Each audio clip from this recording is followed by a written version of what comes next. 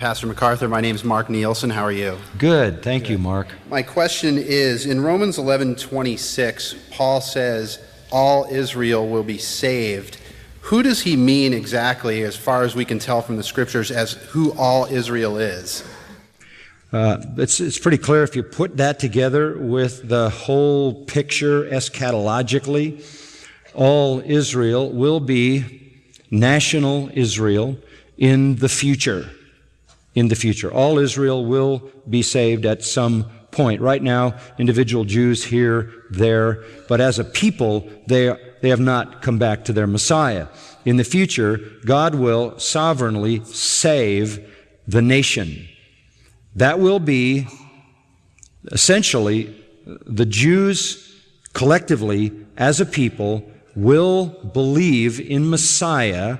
Zechariah says, they will look on him whom they've pierced, mourn for him as an only son, a fountain of cleansing will be opened, and they'll be washed from their sins, and they'll receive the kingdom God promised to them in the Old Testament.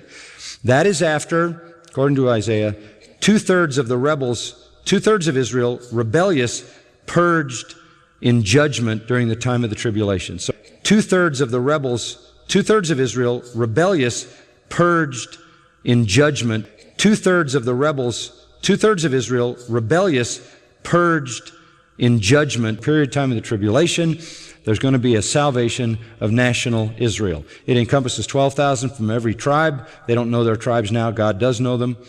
Constitutes 144,000 Jews. Then they become evangelists to the world. The revival seems to start to take effect. Salvation of Israel in the city of Jerusalem, Revelation 11 at the end of the chapter, where the population of Jerusalem begins for the first time after the two witnesses to glorify God. So that's talking about a future generation of Jews at the end of the age that the Lord will redeem as a constituted people and give to them the kingdom which was promised in the Old Testament.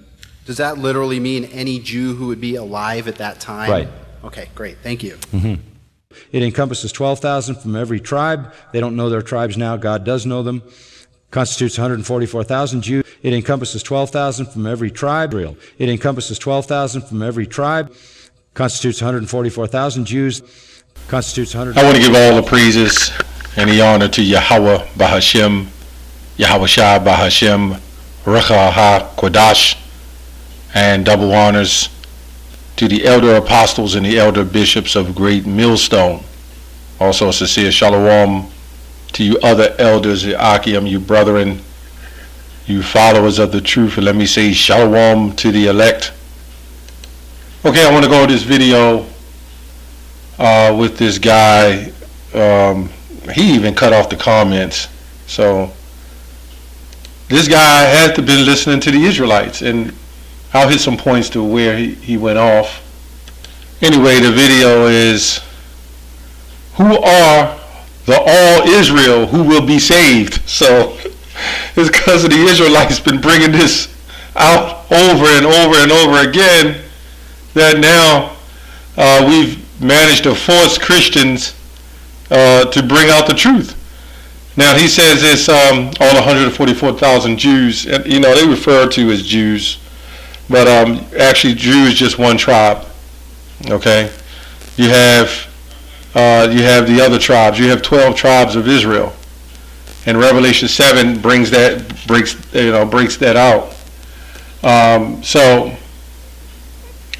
Yeah, just a couple of things he went off on, but for the most part, he brought out Zechariah 13:8, and it shall come to pass that in all the land, saith the Lord, two parts therein shall be cut off and die, but the third shall be left therein.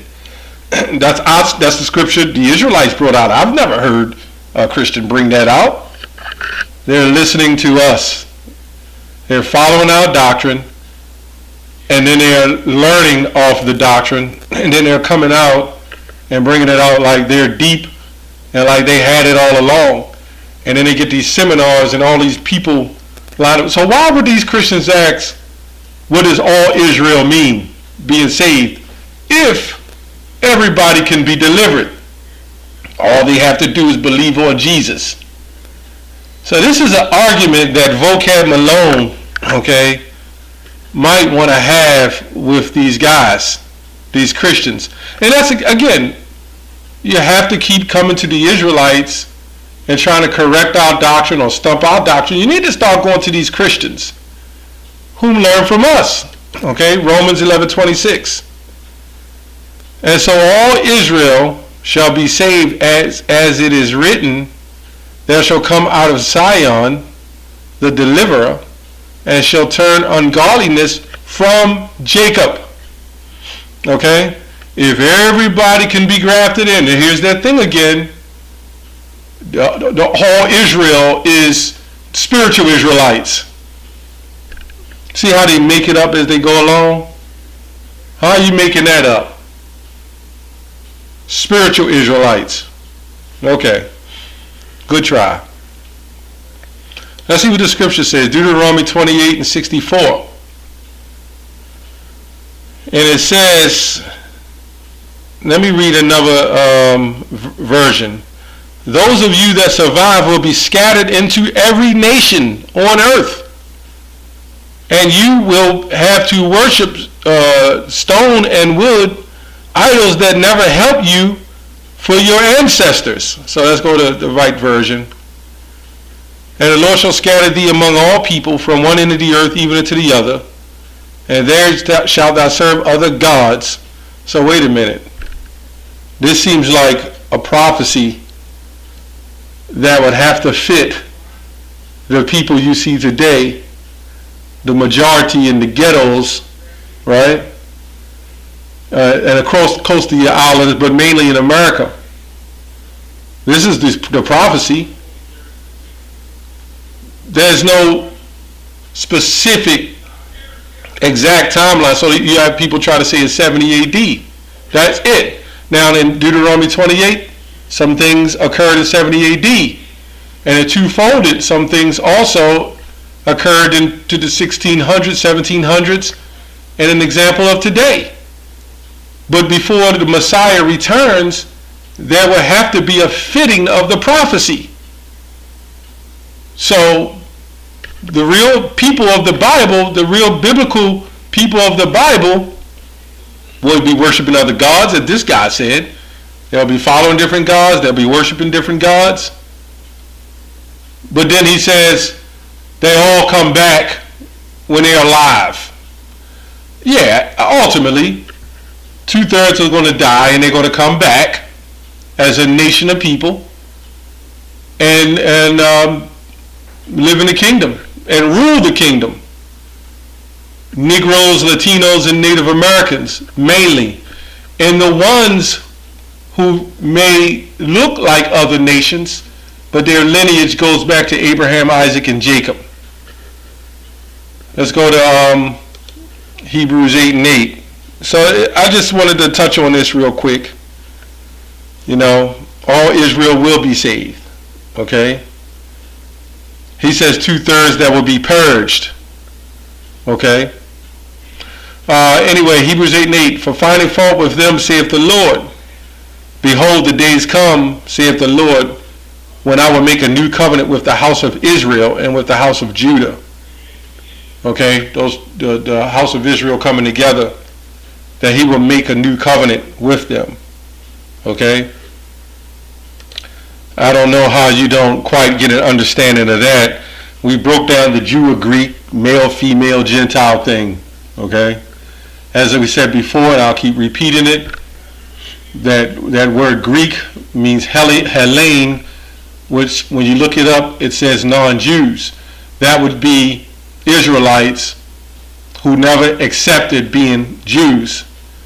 As I said, Timothy's father was a Greek. Okay? Titus was called Greek in Galatians the 2nd chapter. But then when you go into Acts the 6th chapter, when they talk about the Grecians, in Acts 2 and 5, when they came amongst the ones who knew they were Israelites, they would have been considered Grecians. And when you look at that definition, it's not Hellene, it's Hellenis. Hellenis is Jews that made Greek their tongue, right? Who knew they was Israelites, so they accepted it. The Hellene Jews never accepted it. And this is why when you go to the reference of Jew and Greek, male and female, you all one in Christ, the reference is John the 7th chapter, when he said, whether should we go amongst the Gentiles and teach the Gentiles? Those were the Greeks. Those Greeks was speaking Greek and was non-speaking Jews. They didn't believe in being a Jew, although their lineage went to being Jews. Anyway, and I'm going to keep pushing that. Okay, so the blue letter kind of went off, but they didn't go into detail why. Okay? Not according to the covenant that I made with their fathers in the day I took them by the hand to lead them out of the land of Egypt, because they continued not in my covenant, and I regarded them not, saith the Lord. For this is the covenant that I will make with the house of Israel after those days, saith the Lord. I will put my laws in their mind and write them in their hearts, proving that we're not in the New Testament. You got Israelite groups saying, and when Yahushua died on the cross, the New Testament began. I'm not the New Testament, the New Covenant began. That's when the New Covenant kicked in. But wait a minute. When you read Romans 11th chapter, all Israel shall be saved. So at that point, if we're all saved, why are we sinning? Why can't everybody keep the law? And we know the Lord is a perfect power. So when it's time for us to be able to keep the laws, statutes, and commandments perfectly, we will not be in captivity. We will be in the New Jerusalem. Okay? And I will be to them a God, and they shall be to me a people. So the Lord is not a liar. This proves that we're not in the new covenant. And they shall not teach every man his neighbor, so we wouldn't have to be out teaching the truth. And every man his brother, saying, know ye the Lord, for all shall know me, from the least to the greatest. So where's the new covenant? It's not making sense. We're not there yet. Anyway, I just found this video interesting, that this guy pretty much knows something. How does he know? He's spinning it, of course, but how does he know? Why does he preach to 12,000 from every tribe? Why does he preach about the 2/3 shall be cut off? Why does he preach about the 144,000? Why is he preaching that all Israel shall be saved out of all nations? But he will not admit that the people who claiming to be that, a good portion of them are not. Okay? Because the true biblical Israelites will not know their heritage. But they're knowing now. And you see the awakening of the Israelites. That's all I have on that. Shalom.